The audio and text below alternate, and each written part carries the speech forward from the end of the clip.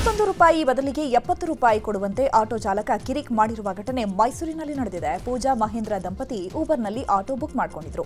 ಶಿವಯ್ಯ ಎಂಬ ಚಾಲಕ 70 ರೂಪಾಯಿ ಕೊಟ್ರೆ ಆಟೋ ನಿಲ್ಲಿಸ್ತೇನೆ, ಇಲ್ಲದಿದ್ರೆ ನಿಲ್ಲಿಸಲ್ಲ ಅಂತ ಧಮಕಿ ಹಾಕಿದ್ದಾನೆ. ಮೊಬೈಲ್ನಲ್ಲಿ ವಿಡಿಯೋ ಮಾಡ್ತಿರುವುದಾಗಿ ಗೊತ್ತಾಗಿ ಯಾವುದೋ ರಸ್ತೆಯಲ್ಲಿ ಆಟೋ ನಿಲ್ಲಿಸಿ ಡ್ರೈವರ್ ಎಸ್ಕೇಪ್ ಆಗಿದ್ದಾನೆ. ಘಟನೆಯಿಂದ ಊಬರ್ಗೆ ದೂರು ನೀಡಿದ್ರು ಉಡಾಫೆ ಉತ್ತರ ನೀಡುತ್ತಿದ್ದಾರೆ ಅಂತ ಗ್ರಾಹಕರು ಕಿಡಿಕಾರಿದ್ರು. ಬೆಂಗಳೂರಿನಲ್ಲಿ ಸಿಸಿಬಿ ಪೊಲೀಸರು ಭರ್ಜರಿಯಾಗಿ ಬೇಟೆಯಾಡಿದ್ದಾರೆ. ಡ್ರಗ್ಸ್ ಜಾಲ ಪತ್ತೆ ಹಚ್ಚಿದ ಪೊಲೀಸರು ಕೋಟ್ಯಾಂತರ ಮೌಲ್ಯದ ಮಾದಕ ವಸ್ತುಗಳನ್ನು ಜಪ್ತಿ ಮಾಡಿದ್ದಾರೆ. ವಿದೇಶಿ ಪ್ರಜೆಯಿಂದ ಬರೋಬ್ಬರಿ 7 ಕೋಟಿಗೂ ಹೆಚ್ಚು ಮೌಲ್ಯದ ಡ್ರಗ್ಸ್ ಸೀಸ್ ಮಾಡಲಾಗಿರುವಂಥದ್ದು. 14 ವಿದೇಶಿ ಪ್ರಜೆಗಳು ಹಾಗೂ 5 ಸ್ಥಳೀಯ ಪೆಡ್ಲರ್ಗಳ ಬಂಧನ ಆಗಿದೆ. 2.80 KG MDMA crystal, 2.1 KG hydro ಗಾಂಜಾ ವಶಕ್ಕೆ ಪಡೆಯಲಾಗಿದೆ. ಈ ಬಗ್ಗೆ ಪ್ರತ್ಯೇಕ ಪ್ರಕರಣ ದಾಖಲಿಸಿ ಸಿಸಿಬಿ ಪೊಲೀಸರು ತನಿಖೆ ನಡೆಸುತ್ತಿದ್ದು, ವಿದೇಶಿ ಪ್ರಜೆಗಳಿಗೆ ಮನೆ ಬಾಡಿಗೆ ಕೊಟ್ಟ ಶ್ರೀರಾಮಕೃಷ್ಣ, ಸಂಗಪ್ಪ ಪಾಟೀಲ್ ಎಂಬ ಮಾಲೀಕರ ಮೇಲೆ ಕೇಸ್ ದಾಖಲಿಸಲಾಗಿದೆ. ಇನ್ನು ಏರ್ಪೋರ್ಟ್ ಕಸ್ಟಮ್ಸ್ ಅಧಿಕಾರಿಗಳು ಕಾರ್ಯಾಚರಣೆ ಮಾಡಿದ್ದು 14 ಕೋಟಿ ಮೌಲ್ಯದ ಗಾಂಜಾ ಮತ್ತು ಸಿಗರೆಟ್ಗಳನ್ನು ಜಪ್ತಿ ಮಾಡಿದ್ದಾರೆ. ಕಳೆದ 18 ದಿನಗಳಲ್ಲಿ 14 ಕೋಟಿ ಮೌಲ್ಯದ ವಿವಿಧ ಬಗೆಯ ಹೈಡ್ರೋಫೋನಿಕ್ಸ್ ಗಾಂಜಾ ಮತ್ತು ಸಿಗರೆಟ್ಗಳನ್ನು ವಶಪಡಿಸಿಕೊಳ್ಳಲಾಗಿದೆ. ಪ್ರತ್ಯೇಕ ಪ್ರಕರಣಗಳಲ್ಲಿ 10 ಜನ ಆರೋಪಿಗಳಿಂದ 14 ಕೋಟಿ 22 ಲಕ್ಷ ಮೌಲ್ಯದ ವಸ್ತುಗಳನ್ನು ವಶಪಡಿಸಿಕೊಳ್ಳಲಾಗಿದೆ. ಬೆಂಗಳೂರಿನ ಬಂಡೆಪಾಳ್ಯ ಪೊಲೀಸರು ಭರ್ಜರಿ ಬೇಟೆಯಾಡಿದ್ದಾರೆ. 2 ಪ್ರತ್ಯೇಕ ಪ್ರಕರಣಗಳಲ್ಲಿ 3 ಆರೋಪಿಗಳನ್ನು ಬಂಧಿಸಲಾಗಿದೆ. ತಮಿಳುನಾಡು ಮೂಲದ ಅಜೀವುಲ್ಲಾ, ನಜೀವುಲ್ಲಾ, ರಿಷಬ್ ಚಕ್ರವರ್ತಿ ಬಂಧಿತರು. ಬಸ್ನಲ್ಲಿ ನಗರಕ್ಕೆ ಬಂದು ಬೈಕ್ ಕದ್ದು ಎಸ್ಕೇಪ್ ಆಗ್ತಾ ಇದ್ರು. ಇಬ್ಬರಿಂದ 10 ಬೈಕ್ಗಳನ್ನು ಜಪ್ತಿ ಮಾಡಲಾಗಿದೆ. ಮತ್ತೊಂದು ಪ್ರಕರಣದಲ್ಲಿ ರಿಷಬ್ ಚಕ್ರವರ್ತಿ ಎಂಬಾತನ ಬಂಧಿಸಲಾಗಿದ್ದು, ಆಕ್ಸಸ್ ಸ್ಕೂಟಿಗಳನ್ನೇ ಟಾರ್ಗೆಟ್ ಮಾಡಿ ಕದಿತಾ ಇದ್ದಂತಹ ಕದೀಮ ಯಲಹಂಕ, ಬಾಕ್ಲೂರು, ಬಂಡೆಪಾಳ್ಯ ಠಾಣೆ ವ್ಯಾಪ್ತಿಯಲ್ಲಿ ಕೈಚಳಕವನ್ನು ತೋರಿಸ್ತಾ ಇದ್ದ. ಬಂಧಿತನಿಂದ 8 ಸ್ಕೂಟಿಗಳನ್ನು ಜಪ್ತಿ ಮಾಡಲಾಗಿದೆ. ಬೆಂಗಳೂರಲ್ಲಿ ಸುಲಿಗೆ, ಕೊಲೆ, ರೋಡ್ ರೇಸ್ ಪ್ರಕರಣಗಳು ದಿನೇ ದಿನೇ ಹೆಚ್ಚಾಗ್ತಾ ಇದೆ. ಈ ಬಗ್ಗೆ ನಗರ ಪೊಲೀಸ್ ಆಯುಕ್ತ ಸೀಮಂತ್ ಕುಮಾರ್ ಸಿಂಗ್ ಪ್ರತಿಕ್ರಿಯೆ ನೀಡಿದ್ದು, ಎಲ್ಲಾ ವಿಚಾರದ ಬಗ್ಗೆಯೂ ಗಮನ ಹರಿಸಲಾಗ್ತಾ ಇದೆ, ಬೀಟ್ ಹೆಚ್ಚಿಸಲಾಗಿದೆ, ಪ್ರಕರಣಗಳನ್ನು ಟ್ರೇಸ್ ಮಾಡಲಾಗ್ತಾ ಇದೆ, ರಾಬರಿ ಕೇಸ್ಗಳ ಬಗ್ಗೆ ಎಚ್ಚರ ವಹಿಸಲಾಗ್ತಾ ಇದೆ ಅಂತ ಹೇಳಿದ್ದಾರೆ. ಪ್ರಕರಣ ಯಾವುದಿದೆ ಎಲ್ಲ ಪ್ರಕರಣ ಡಿಟೆಕ್ಟ್ ಆಗಿದೆ. ನಿನ್ನೆ ಕೂಡ ಕೆಂಗೇರಿ ವ್ಯಾಪ್ತಿಯಲ್ಲಿ ಒಂದು ಇನ್ಸಿಡೆಂಟ್ ಆಗಿತ್ತು. ಮೊನ್ನೆ ನೈಟ್ ಕುಡುದೇಶಿಯಲ್ಲಿ ಒಂದು ವ್ಯಾಗನ್ ಕಾರಲ್ಲಿ ಮಾಡಿದರು. ಅವರೆಲ್ಲ 5 ಜನ ಆರೋಪಿ ಪೈಕಿ 3 ಜನ ಸಿಕ್ಕಿದ್ದಾರೆ. ಅವರು ಮೇನ್ ಆರೋಪಿ ಕೂಡ ಒಬ್ಬ ಸಿಕ್ಕಿದ್ದಾನೆ. ಬಟ್ ಇದರ ಬಗ್ಗೆ ನಾವು ಆಲ್ರೆಡಿ ತುಂಬ ಅಲರ್ಟ್ ಇದ್ದೀವಿ. ಇಂಥದ್ದು ಬಗ್ಗೆ ನಾಕಾಬಂದೀಸ್ ಎಲ್ಲ ನಡೀತಾ ಇದೆ. ಇನ್ನು ಮುಂದೆ ಪೊಲೀಸರ ಮೇಲೆ ಹಲ್ಲೆಗೆ ಯತ್ನಿಸಿ ಆ ಬಳಿಕ ತಾನು ಚಾಕು ಇರಿದುಕೊಂಡು ಆತ್ಮಹತ್ಯೆಗೆ ಯತ್ನಿಸಿದ ವ್ಯಕ್ತಿಯನ್ನು ಪೊಲೀಸರು ವಶಕ್ಕೆ ಪಡ್ಕೊಂಡಿದ್ದಾರೆ. ಈ ಒಂದು ಘಟನೆ ಬೆಳಗಾವಿ ನಗರದ ಕಾಸಾಬಾಗ್ ಬಾರ್ ಮುಂಭಾಗ ನಡೆದಿದೆ. ಮಂಗಳೂರು ಮೂಲದ ರಫೀಕ್ ಎಂಬಾತ ಹಲ್ಲೆಗೆ ಯತ್ನಿಸಿರುವಂಥದ್ದು. ಯಲ್ಲಾಪುರದಲ್ಲಿ ರಫೀಕ್ ಬ್ಯಾಂಕ್ ದರೋಡೆಗೆ ಸ್ಕೆಚ್ ಹಾಕಿದ್ದ. ಆದರೆ ದರೋಡೆ ವಿಫಲವಾದ ಹಿನ್ನೆಲೆ ಇಡೀ ಕಟ್ಟಡಕ್ಕೆ ಬೆಂಕಿ ಹಚ್ಚಿದ್ದ. ಪ್ರಕರಣದ ಬೆನ್ನತ್ತಿದ ಯಲ್ಲಾಪುರ ಪೊಲೀಸರು ಆರೋಪಿ ಬೆಳಗಾವಿಯಲ್ಲಿ ಇರೋ ಬಗ್ಗೆ ಮಾಹಿತಿಯನ್ನು ಪಡ್ಕೊಂಡಿದ್ರು. ಬಂಧನಕ್ಕೆ ತೆರಳಿದ್ದ ವೇಳೆ ಆರೋಪಿ ರಫೀಕ್ ಡ್ರಾಮಾ ಮಾಡಿದ್ದಾನೆ. ಸದ್ಯ ರಫೀಕ್ ಮತ್ತು ಗಾಯಾಳುಗಳು ಪೊಲೀಸರಿಗೆ ಚಿಕಿತ್ಸೆಯನ್ನು ಕೊಡಿಸಲಾಗುತ್ತಿದೆ. ಕಲಬುರಗಿಯ ಕುಖ್ಯಾತ ರೌಡಿ ಶೀಟರ್ನನ್ನ ಗಡಿಪಾರು ಮಾಡಲಾಗಿದೆ. ಸಂತ್ರಸವಾಡಿ ಪ್ರದೇಶದ ನಿವಾಸಿ ರೌಡಿ ಶೀಟರ್ ಶೇಖ್ ಶೋಹೇಬ್ ಹುಸೇನ್ ಗಡಿಪಾರಾದ ರೌಡಿ ಶೀಟರ್. ಕೊಡಗು ಜಿಲ್ಲೆ ವಿರಾಜಪೇಟೆ ಗ್ರಾಮೀಣ ಠಾಣಾ ವ್ಯಾಪ್ತಿಗೆ ಗಡಿಪಾರು ಮಾಡಲಾಗಿದೆ. ಕಲಬುರಗಿ ನಗರದ ವಿವಿಧ ಠಾಣೆಗಳಲ್ಲಿ ರೌಡಿ ಶೀಟರ್ ವಿರುದ್ಧ 9 ಪ್ರಕರಣಗಳು ದಾಖಲಾಗಿತ್ತು. ಕೊಲೆ, ಅಕ್ರಮ ಗಾಂಜಾ ಸಾಗಾಟ, ಸಾರ್ವಜನಿಕ ಸ್ಥಳಗಳಲ್ಲಿ ಹೊಡೆದಾಟ ಮಾಡ್ತಾ ಇದ್ದ ಶೇಖ್ ಶೋಹೇಬ್ ಹುಸೇನ್ ಕಲಬುರಗಿ ನಗರ ಪೊಲೀಸ್ ಆಯುಕ್ತರ ಆದೇಶದ ಮೇರೆಗೆ ಗಡಿಪಾರು ಮಾಡಲಾಗಿದೆ. ಸೌದಿ ಅರೇಬಿಯಾ ಬಸ್ ಅಪಘಾತದಲ್ಲಿ ಬೀದರ್ ಮೂಲದ ಮಹಿಳೆ ಸಾವನ್ನಪ್ಪಿದ್ದಾರೆ. ರಹಮತ್ ಬಿ ಬಸ್ ಅಪಘಾತದಲ್ಲಿ ಮೃತಪಟ್ಟಂತಹ ಮಹಿಳೆ. ನವೆಂಬರ್ 9ರಂದು ಬೀದರ್ನಿಂದ ಹೈದರಾಬಾದ್ಗೆ ರಹಮತ್ ಬಿ ಎಂಬ ಮಹಿಳೆ ತೆರಳಿದ್ರು. ಮೆಕ್ಕಾದಲ್ಲಿ 8 ದಿನ ಕಳೆದು ಮದೀನಾಗೆ ಬಸ್ನಲ್ಲಿ ತೆರಳುವ ವೇಳೆ ದುರಂತ ಸಂಭವಿಸಿದೆ. ಅಪಘಾತದಲ್ಲಿ ರಹಮತ್ ಬಿ ಸಾವನ್ನಪ್ಪಿರುವ ಸುದ್ದಿ ತಿಳಿದು ಕುಟುಂಬಸ್ಥರ ಆಕ್ರಂದನ ಮುಗಿಲು ಮುಟ್ಟಿದೆ. ನಮ್ಮ ಕುಟುಂಬಸ್ಥರನ್ನ ಸೌದಿ ಅರೇಬಿಯಾಗೆ ಕಳಿಸಿ ಮೃತದೇಹ ತರಿಸಿಕೊಡುವ ವ್ಯವಸ್ಥೆಯನ್ನು ಮಾಡಿಕೊಡುವಂತೆ ಕುಟುಂಬಸ್ಥರು ಸರ್ಕಾರಕ್ಕೆ ಮನವಿಯನ್ನು ಮಾಡಿಕೊಂಡಿದ್ದಾರೆ. ಉಡುಪಿ ಜಿಲ್ಲೆಯ ಹಿಂದೂ ಜಾಗರಣ ವೇದಿಕೆ ಮುಖಂಡನನ್ನ ಬಂಧಿಸಲಾಗಿದೆ. ಕಾರ್ಕಳದ ಅಜಿಕಾರಿನ ರತ್ನಾಕರ್ ಅಮೀನ್ ಅನ್ನೋರನ್ನ ಬಂಧಿಸಲಾಗಿದೆ. ದೆಹಲಿ ಸ್ಫೋಟ ಖಂಡಿಸಿ ಹಿಂದೂ ಜಾಗರಣ ವೇದಿಕೆ ಪ್ರತಿಭಟನೆ ನಡೆಸಿತ್ತು. ಭಾಷಣದಲ್ಲಿ ಪ್ರಚೋದನಕಾರಿ ಹೇಳಿಕೆ ಆರೋಪ ಹಿನ್ನೆಲೆ ದೂರು ದಾಖಲಾಗಿತ್ತು.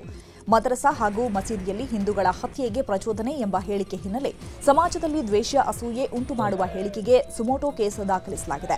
ಉಡುಪಿ ನಗರ ಠಾಣೆಯಲ್ಲಿ ರತ್ನಾಕರ್ ಮೇಲೆ ಪ್ರಕರಣ ದಾಖಲಾಗಿತ್ತು. ಆರೋಪಿ ರತ್ನಾಕರ್ರನ್ನ ಬಂಧಿಸಿ ಪೊಲೀಸರು ಕೋರ್ಟ್ಗೆ ಹಾಜರುಪಡಿಸಿದ್ದಾರೆ.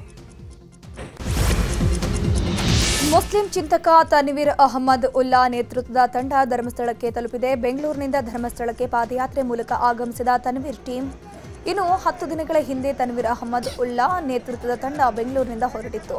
ಪಾದಯಾತ್ರಿಗಳಿಗೆ ದೇವಸ್ಥಾನದ ವತಿಯಿಂದ ಅದ್ದೂರಿ ಸ್ವಾಗತ ನೀಡಲಾಯಿತು. ಹಾರ ಹಾಕಿ ಬ್ಯಾಂಡ್ ವಾಲಗದ ಮೂಲಕ ಸ್ವಾಗತಿಸಲಾಯಿತು. ಬಳಿಕ ಮುಸ್ಲಿಂ ಚಿಂತಕ ತನ್ವೀರ್ ಅಹಮದ್ ಉಲ್ಲಾ ಮಾತನಾಡಿ, ಶ್ರೀ ಕ್ಷೇತ್ರ ಧರ್ಮಸ್ಥಳ ಪ್ರೀತಿ ಪ್ರೇಮದ ದೇಗುಲ. ಯಾವ ಕ್ಷೇತ್ರದಲ್ಲಿ ಯಾರು ಯಾರಿಗೆ ಏನೇನು ಕೊಡುಗೆ ನೀಡಿದ್ದಾರೆ ಅದನ್ನ ಕಣ್ಣಾರೆ ನೋಡಬೇಕು ಅಂತ ಹೇಳಿತ್ತು. ಇಲ್ಲಿಗೆ ಬಂದು ನಮ್ಮ ಅಪೇಕ್ಷೆ ಮೀರಿ ಖುಷಿಯಾಗಿದೆ. ಈ ಪ್ರಕರಣ ಜನತಾ ನ್ಯಾಯಾಲಯದಲ್ಲಿದೆ. ನನಗೆ ಸರ್ಕಾರದ ಮೇಲೆ ಸಂಪೂರ್ಣವಾಗಿರೋ ನಂಬಿಕೆ ಇದೆ. ತಪ್ಪಿತಸ್ಥರಿಗೆ ಸೂಕ್ತ ಶಿಕ್ಷೆ ನೀಡಲಾಗುತ್ತೆ ಅಂತ ಹೇಳಿದರು. ಈ ಪಾದಯಾತ್ರೆಯ ಉದ್ದೇಶ ಒಂದೇ, ಪೂಜ್ಯ ಖಾವಂತರು ಮತ್ತು ಶ್ರೀ ಕ್ಷೇತ್ರ ಧರ್ಮಸ್ಥಳ ಜನರ ಒಳ್ಳೇದಗೋಸ್ಕರ ಏನೇನು ಕೆಲಸ ಮಾಡಿದ್ದೆ ನಾವು ನಮ್ಮ ಕಣ್ಣಾರೆ ನೋಡಬೇಕಂತ ಆಸೆ ಇತ್ತು. ಈ ಪ್ರೀತಿ ಪ್ರೇಮದ ದೇಗುಲ ಎಷ್ಟು ವಿಶಾಲವಾದದ್ದೇ. ಯಾವ ಕ್ಷೇತ್ರದಲ್ಲಿ ಚಾಮರಾಜನಗರ ಜಿಲ್ಲೆಯ ಗುಂಡ್ಲುಪೇಟೆ ತಾಲೂಕಿನ ಬೆರಂಬಾಡಿ ಬಳಿ ಚಿರತೆ ಕೊನೆಗೂ ಬೋನಿಗೆ ಬಿದ್ದಿದೆ. ದನ ಕರುಗಳ ಮೇಲೆ ಚಿರತೆ ನಿರಂತರ ದಾಳಿಯನ್ನ ನಡೆಸ್ತಾ ಇತ್ತು. ಚಿರತೆ ದಾಳಿಯಿಂದ ರೈತರು ಆತಂಕಕ್ಕೆ ಒಳಗಾಗಿದ್ರು. ಚಿರತೆ ಸೆರೆಗೆ ಗ್ರಾಮಸ್ಥರು ಆಗ್ರಹಿಸಿದ್ದು ಅರಣ್ಯಾಧಿಕಾರಿಗಳು ಬೋನು ಅಳವಡಿಸಿದ್ರು. ಇವತ್ತು ಬೇಟೆಯಾಡಲು ಬರ್ತಾ ಇದ್ದಂತಹ ಚಿರತೆ ಬೋನಿಗೆ ಬಿದ್ದಿದೆ. ಬೆಂಗಳೂರಿನಲ್ಲಿ ಮೇಕೆದಾಟು ಯೋಜನೆ ಕುರಿತು ಡಿಸಿಎಂ ಡಿಕೆ ಶಿವಕುಮಾರ್ ಮಹತ್ವದ ಸಭೆ ನಡೆಸಿದರು. ಯೋಜನೆ ಸಂಬಂಧ ವಿಧಾನಸೌಧದಲ್ಲಿ ವಿವಿಧ ಇಲಾಖೆಯ ಅಧಿಕಾರಿಗಳ ಜೊತೆ ಡಿಕೆಶಿ ಸಭೆ ನಡೆಸ್ತಾ ಇದ್ದಾರೆ. ಅರಣ್ಯ ಇಲಾಖೆ, ನೀರಾವರಿ ಇಲಾಖೆ, ಕಂದಾಯ ಇಲಾಖೆ ಅಧಿಕಾರಿಗಳು ಭಾಗಿಯಾಗಿದ್ದರು. ಸುಪ್ರೀಂ ಕೋರ್ಟ್ ತೀರ್ಪಿನ ಬಳಿಕ ತುರ್ತು ಯೋಜನೆ ಅನುಷ್ಠಾನಕ್ಕೆ ಡಿಕೆ ಶಿವಕುಮಾರ್ ಸಿದ್ಧತೆಯನ್ನ ಮಾಡಿಕೊಳ್ತಿದ್ದಾರೆ. 28ನೇ ಬೆಂಗಳೂರು ಟೆಕ್ ಸಮ್ಮಿಟ್ಗೆ ಸಿಎಂ ಸಿದ್ದರಾಮಯ್ಯ ಚಾಲನೆ ನೀಡಿದರು. 3 ದಿನಗಳ ಕಾಲ ಬೆಂಗಳೂರಿನ ಅಂತಾರಾಷ್ಟ್ರೀಯ ಪ್ರದರ್ಶನ ಕೇಂದ್ರದಲ್ಲಿ ಕಾರ್ಯಕ್ರಮ ನಡೆಯುತ್ತೆ. ವಿದ್ಯುನ್ಮಾನ ಮಾಹಿತಿ ತಂತ್ರಜ್ಞಾನ ಮತ್ತು ಜೈವಿಕ ತಂತ್ರಜ್ಞಾನ ಇಲಾಖೆ software technology park of India ವತಿಯಿಂದ ಕಾರ್ಯಕ್ರಮ ಆಯೋಜನೆ ಮಾಡಲಾಗಿದೆ. ಡಿಸಿಎಂ ಡಿಕೆಶಿ ಮಾತನಾಡಿ, ಎಲ್ಲ ಅಂತಾರಾಷ್ಟ್ರೀಯ ನಾಯಕರು ಬೆಂಗಳೂರು ಬಗ್ಗೆ ಆಸಕ್ತಿ ತೋರಿ ಬರ್ತಿದ್ದಾರೆ. ಟೆಕ್ ಸಮ್ಮಿಟ್ಗೆ ಬರ್ತಿರೋರನ್ನ ನಾವು ಆದರದಿಂದ ಸ್ವಾಗತಿಸುತ್ತೇವೆ. ವಿದ್ಯಾರ್ಥಿಗಳಿಗೆ ವಿಪುಲ ಅವಕಾಶಗಳಿವೆ. ಇಡೀ ಪ್ರಪಂಚ ನಮ್ಮತ್ತ ನೋಡ್ತಾ ಇದೆ. ವಿದ್ಯಾರ್ಥಿಗಳಿಗೆ ಏನಾದರೂ ಸ್ಟಾರ್ಟ್ಅಪ್ ಐಡಿಯಾಗಳಿದ್ರು ಅವರಿಗೂ ನಾವು ಅವಕಾಶವನ್ನ ಮಾಡಿಕೊಡ್ತೀವಿ ಅಂತ ಹೇಳಿದರು. ಬಹಳ ಜನ ಇನ್ವೆಸ್ಟ್ ಮಾಡಲಿಕ್ಕೆ ಕೋಟ್ಯಾಂತರ ರೂಪಾಯಿ ಬಿಲಿಯನ್ಸ್ ಆಫ್ ಡಾಲರ್ಸ್ ಇನ್ವೆಸ್ಟ್ ಮಾಡಲಿಕ್ಕೆ ಮುಂದೆ ಬಂದಿದ್ದಾರೆ. ನಾನು ನಮ್ಮ ಮಕ್ಕಳಿಗೆ ನಮ್ಮ ವಿದ್ಯಾರ್ಥಿಗಳಿಗೆ ಮುಂದಿನ ಭವಿಷ್ಯ ಇಡೀ ಪ್ರಪಂಚ ನಿಮ್ಮನ್ನು ನೋಡ್ತಾ ಇದೆ.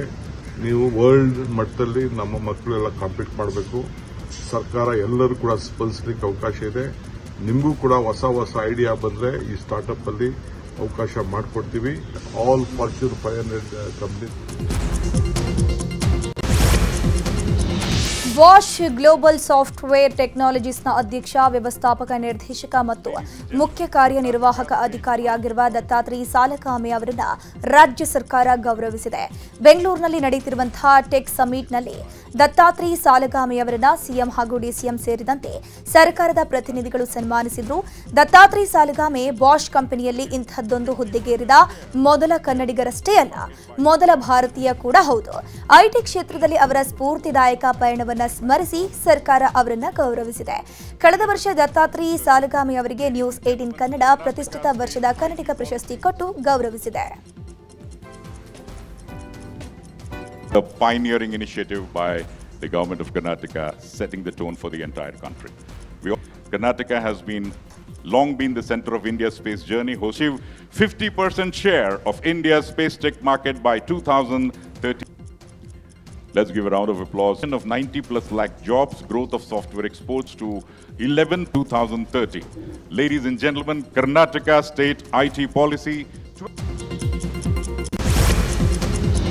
ಬೆಂಗಳೂರಿನ ಖಾಸಗಿ ಹೋಟೆಲ್ನಲ್ಲಿ ಕರ್ನಾಟಕ ರಾಜ್ಯ ಮಾಲಿನ್ಯ ನಿಯಂತ್ರಣ ಮಂಡಳಿ ಸುವರ್ಣ ಮಹೋತ್ಸವ ನಡೀತಾ ಇದೆ. ಸೆಕ್ಯುಲರ್ ಅರ್ಥವ್ಯವಸ್ಥೆ ಮತ್ತು ಸ್ಥಿರತೆ ಕುರಿತ ಸಮ್ಮೇಳನ ಆಯೋಜನೆ ಮಾಡಲಾಗಿದೆ.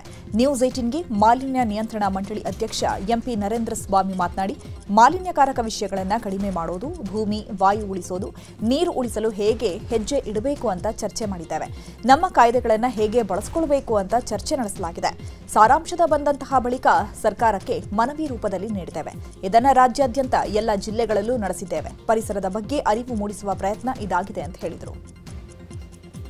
ಇದರ ಉದ್ದೇಶ ಮಾಲಿನ್ಯಕಾರಕ ವಿಚಾರಗಳನ್ನು ತಡೆಗಟ್ಟುವ ಬಗೆ ಮತ್ತು ಪರಿಣಾಮಕಾರಿಯಾಗಿ ಸಂಪೂರ್ಣ ಹಲವಾರು ವಿಚಾರಗಳಲ್ಲಿ ನಾವು ಕೆಲವೊಂದು ವಸ್ತುಗಳನ್ನು ರೀಸೈಕಲ್ ಮಾಡೋದಂಗೆ, ರೀಯೂಸ್ ಮಾಡೋದಂಗೆ ಮತ್ತು ಮಾಲಿನ್ಯಕಾರಕ ವಿಚಾರಗಳನ್ನು ನಾವು ಕಡಿಮೆಗೊಳಿಸ್ತಕ್ಕಂಥದ್ರ ಜೊತೆಗೆ ಭೂಮಿಯನ್ನು ಉಳಿಸೋದು, ವಾಯುವನ್ನು ಉಳಿಸೋದು ಮತ್ತು ನೀರನ್ನು ಉಳಿಸ್ತಕ್ಕಂಥ ಕೆಲಸದಲ್ಲಿ ಹೇಗೆ ನಾವು ಹೆಜ್ಜೆ ಇಡಬೇಕು, ನಮ್ಮ ಕಾಯ್ದೆಗಳನ್ನು ಯಾವ ರೀತಿ ಸಮರ್ಪಕವಾಗಿ ಬಳಸಬೇಕು.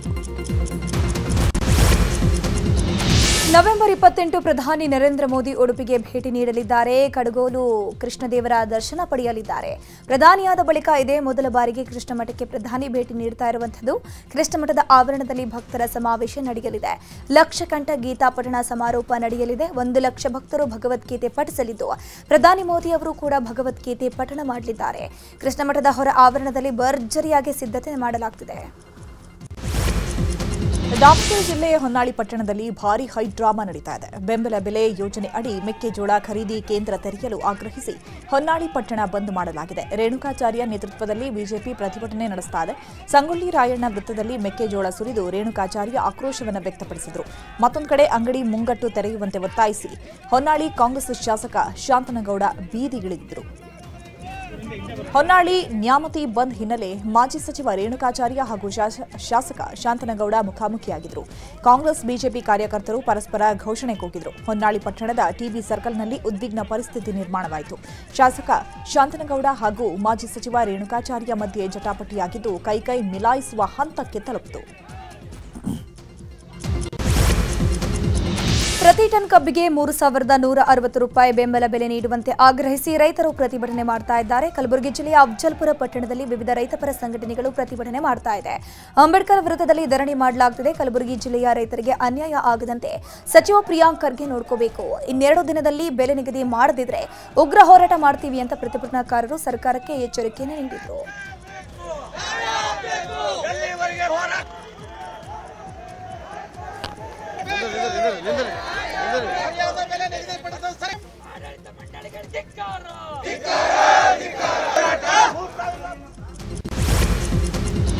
ಕಾರವಾರದಲ್ಲಿ ಮೊದಲ ಬಾರಿಗೆ ನಡೆದ ಅಸ್ಮಿತಾ ಅಥ್ಲೆಟಿಕ್ಸ್ ಲೀಗ್ ನಡೆಯಿತು.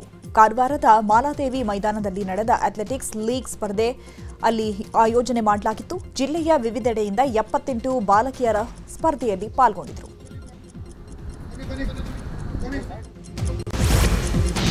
ತಮಿಳುನಾಡಿನ ಕರೂರ್ ಬಳಿಯ ಕೋಡಿಯೂರು ಪ್ರದೇಶದಲ್ಲಿ ಚಡ್ಡಿ ಗ್ಯಾಂಗ್ ಆಕ್ಟಿವ್ ಆಗಿದೆ. 3-4 ಪುಂಡರು ಮುಖಕ್ಕೆ ಬಟ್ಟೆ ಸುತ್ತಕೊಂಡು ಕೈಯಲ್ಲಿ ದೊಣ್ಣೆಗಳನ್ನು ಹಿಡ್ಕೊಂಡು ಮನೆಗೆ ನುಗ್ಗಿದ್ದಾರೆ. ಮನೆಯಲ್ಲಿದ್ದ ಮಹಿಳೆಗೆ ಬೆದರಿಸಿ ಚಿನ್ನದ ಸರ ಕಸಿದು ಪರಾರಿಯಾಗಿದ್ದಾರೆ. ಇದಕ್ಕೂ ಮುನ್ನ ಮನೆಯೊಂದರ ಬಳಿ ದರೋಡೆಗೆ ಪ್ರಯತ್ನ ಪಟ್ಟಿದ್ರು. ಆದರೆ ಆ ಮನೆಯ ಗೇಟ್ ಲಾಕ್ ಆಗಿತ್ತು. ಎಷ್ಟೇ ಸರ್ಕಸ್ ಮಾಡಿದ್ರೂ ಗೇಟ್ ಓಪನ್ ಆಗಲಿಲ್ಲ. ಹೀಗಾಗಿ ಪಕ್ಕದ ಮನೆಗೆ ದರೋಡೆ ಮಾಡಿ ಎಸ್ಕೇಪ್ ಆಗಿದ್ದಾರೆ. ಚಡ್ಡಿ ಗ್ಯಾಂಗ್ ದರೋಡೆಗೆ ಹೋಗ್ತಾ ಇರುವಂತಹ ದೃಶ್ಯ ಸಿಸಿಟಿವಿಯಲ್ಲಿ ಕ್ಯಾಪ್ಚರ್ ಆಗಿದೆ.